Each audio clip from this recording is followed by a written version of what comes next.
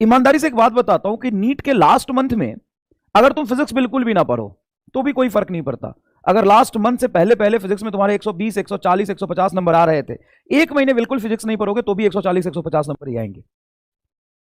लेकिन अगर बायोलॉजी में तुम्हारे 340 आ रहे हो और लास्ट के एक महीने बायोलॉजी नहीं पढ़ोगे ना तो नंबर आ जाएंगे 150। तो देखो, हर सब्जेक्ट इक्वली इंपॉर्टेंट है, हर सब्जेक्ट का पढ़ने का तरीका अलग होता है, हर सब्जेक्ट के पढ़ने का एटीट्यूड अलग होता है, टेम्परामेंट अलग होता है। समझ में आया कि नहीं आया?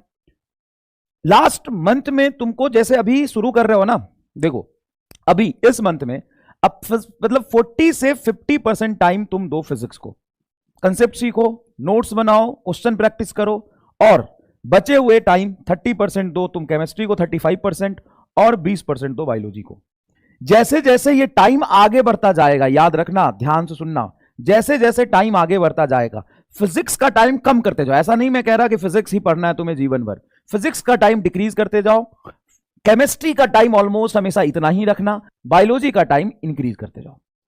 अगले महीने फिजिक्स को 5% कम समय देना, बायोलॉजी को ज्यादा देना, केमिस्ट्री तो 30% पे ही टिका रहेगा हमेशा, इसको इससे ज्यादा और ना ही कम समय देना है।